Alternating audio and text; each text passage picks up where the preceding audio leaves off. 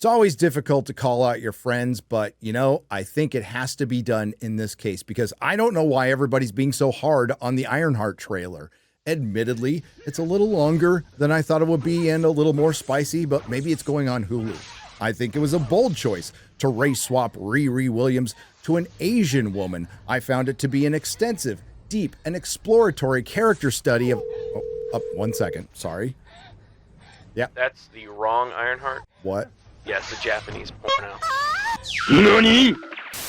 Ironheart will be a series for Disney Plus about genius inventor Riri Williams, who has the most advanced suit of armor since Iron Man's. Dominique Thorne will play the title role. And as we like to do, both Secret Invasion and Ironheart will tie directly to MCU feature films. 5 years later. I heard Riri Williams was a genius. So, you went her out. Riri, I see you. I see you're fed up, waiting to be acknowledged for your greatness. I want to build something undeniable. Something important. Iconic. It's a brand new... Oh, brother, this guy stinks! Nerdrotic.com. Greetings, you over 1 million hellions and the 40% who haven't subscribed yet. There is a handful of characters that personify everything wrong with Marvel Comics and now Marvel Studios, including but not limited to Carol Danvers' Captain Marvel, no, not Miss Marvel from the comics Captain Marvel, Sana Amanat's self-insert Kamala Khan as Miss Marvel, and Riri Williams as Ironheart. All three are derivative characters of a male hero, some are derivatives of derivatives. All three were developed for the comics solely based on their identity to push inclusivity, and that's the exact same reason they were rushed into the MCU. In the comics, all three have been repeatedly pushed on a fan base that absolutely rejects them, leading to all three of them being featured in multiple canceled comics, which in turn was the spark that led to the beginning of the decline that continues to this very day for Marvel Comics. Coincidentally, with just two of those three characters, Captain Marvel and Miss Marvel, the same thing is happening to Marvel Studios. And now it looks like Kevin Feige is determined to repeat all of the mistakes of the comic books and lead to the same failures by finally releasing Ironheart. So that's right, in the year of our Lord 2020, on December 10th, Kevin Feige announced there was going to be an Ironheart series. Admittedly, these were the days that Marvel thought they could do no wrong. The series was rushed into development, and she made her first iconic appearance in Wakanda Forever. Get out of my door. Get out. Do not take another step toward me. See how they teach the children to treat their guests? I am going to give you two options. You can come to Wakanda, conscious or unconscious. You need to be conscious of the way that you look. Walking around here with that ash on your head. Oh, it's funny. No.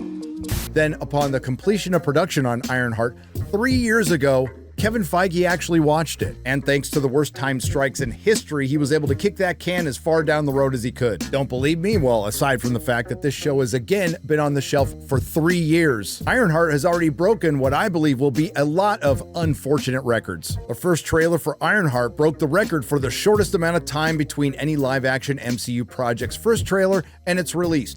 The previous record holder, Daredevil Born Again. How did that turn out? Now, the word on the street is that if Disney Marvel had its way, just like with Echo, they wouldn't release this, but they have to, so the best thing to do would be to either dump it all at once or delay it as much as possible. And now that we've seen some behind-the-scenes footage and the trailer, we know why. There is two schools of thought here. The big brains at Marvel either decided to release the Ironheart trailer just hours before James Gunn's Superman to compete with it, or to bury it. I report, you decide. Either way, neither of them worked. And this may be another reason they delayed the footage until the last possible minute, because it looks like it's heading towards an iconic ratio. But I tell you, there's no happier guy on earth that Ironheart got delayed so long it came out after Sinners, which I liked, than executive producer Ryan Coogler. I got into Marvel as a kid, going to comic book shops. I was really big on X-Men and all of the offshoots, like X-Factor and Wolverine. When Ironheart came out, I remember the buzz around the industry. You sure about that? You sure about that? Okay, first off, why in the hell would you show this cover? It's one of the worst in comic book history. It's like somebody cut a girl in half and put two deer legs on the bottom. Now, if by buzz you mean the 45th best-selling comic the month Ironheart came out, which sold 40,000 copies, which admittedly Comic shops would kill for those kind of numbers, but the reason we don't get numbers like that anymore is because you kept releasing comics like Ironheart. And in 2019, when the Ironheart Volume 1 trade paperback Those with Courage was released, it was the 328th best-selling book of the year, selling a whopping 2,640 copies to comic shops. And not too long after that, things got so bad in the comic book industry, they stopped reporting sales. That sounds like the perfect thing to adapt and rush into production while spending hundreds of millions of dollars only to sit on it for 3 years. Now, after spending a decade in the comics and half a decade in the movies, taking legacy characters and replacing them with diverse characters because you could just pass the mantle, and just a few months after Sam Wilson officially took over the mantle of Captain America that completely failed, this time they want you to know they're not passing the mantle. A lot of people think that she's a successor to the Iron Man legacy, but in the comic book, Riri and Tony had a friendship. He was kind of advising her. Hold up. Wait a minute. Something ain't right. Except she wasn't really advised by Tony Stark because the comic they were showing right there was an AI version because he was dead. And eventually, she got her own identity as Ironheart. The story of Ironheart is not a story about the mantle of Iron Man getting passed. If anything, it's the opposite. It's really about her proving herself and achieving her own legacy. Creating your own legacy by stealing everything the legacy character established, including his own book. And never mind the fact that although it was never going to succeed, that was the intention, and there were articles written about Riri Williams being the next Iron Man, but it's not about passing the mantle. And as far as the trailer is concerned, it actually gets worse. Keeping in mind that a trailer is just a commercial for, in this case, your TV show, which is designed to captivate potential viewers by highlighting the story's most exciting elements, characters, and visuals in a brief, compelling format without giving away too much of the plot. That's why I thought it was an interesting creative choice spending the first minute of this 1 minute and 44-second trailer having Riri Williams walk into a building and escape from an elevator. And Coogler, you're an executive producer. Now, I understand the connection to Wakanda Forever, but you couldn't have Marvel add Creed, Sinners, or I don't know, the first Black Panther? Anyway, we finally learned something about the character. I heard Riri Williams was a genius. Riri, I see you. I see you're fed up, waiting to be acknowledged for your greatness. And right off the bat, we get the staples of modern intersectional feminist Hollywood writing. We are told she is great through constant affirmations from other characters, but never shown. And she's being kept down by the patriarchy or the system or both. And she deserves her acknowledgement, despite the fact that she's already going to MIT. You are not the first genius at MIT. Man, I'm glad they told us she was a genius again, and she just recently got back from an internship abroad at the isolationist ethno-state of Wakanda. How come you're not working at one of those fancy tech firms? After my internship abroad, I want to build something undeniable, something important,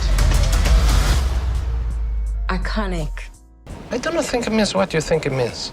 Maybe it's opposite day. If by iconic you mean making something unrecognizable and forgettable, sure. But at least they found something new because this black female genius in the Marvel Cinematic Universe is totally different from the other black female genius in the Marvel Cinematic Universe, Shuri. Man, I hope we hear the word iconic again. Anyone who's ever accomplished anything iconic in life has had to do some questionable things to get it done. Well, Hollywood would know a thing or two about that. Anywho, the rest of the trailer is a bunch of gobbledygook featuring that awful costume and the villain, the Hood, who is from the comics, who's had some connections to Dormammu, but the rumor is in this, he'll be connected to Mephisto, which is too stupid to be true to waste a great villain like Mephisto in a show like this, but considering this comes from the same company who decided to lead with the female Silver Surfer in the Fantastic Four, it makes it believable. Oh, and just in case you didn't notice, it has hip-hop music in it because this is a show about black people. And you know that decision came from a boardroom full of woke white people with non-binary kids who don't live anywhere near black people. And the trailer ends with introducing us to Riri Williams' little buddy,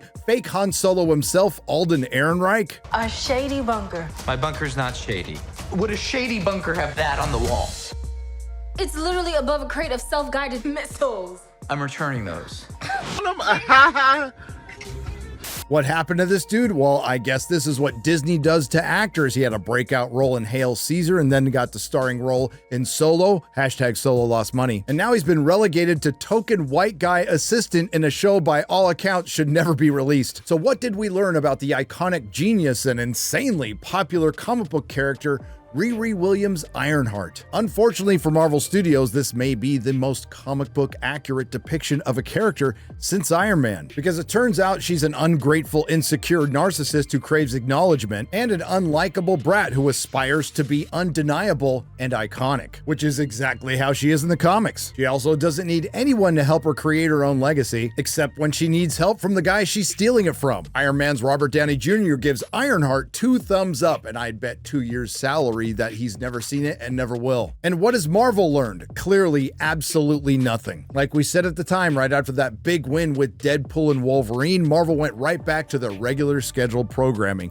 They followed that up with Agatha, Captain America Brave New World, Daredevil Born Again, and Thunderbolts. And Ironheart is next. And the fact that they've introduced characters into the MCU like America Chavez, Ironheart, Miss Marvel, and the female Silver Surfer before the Silver Surfer is a crime against imagination. And the soft bigotry of low expectations is well on display with this character through Marvel Comics and Marvel Studios' complete unwillingness to put any time, creativity, resources, or effort to make Riri Williams a real character, because they never intended for it to go beyond the superficial. It's just a pander and for the headlines, as most of you already know. Ironheart is the very definition of didn't earn it. And you would think people at Marvel, whose business is superheroes, would know that heroes do not aspire to be iconic, villains do. But the good news is there's still an Ironheart out there we can all get behind. Nerdrotic.com.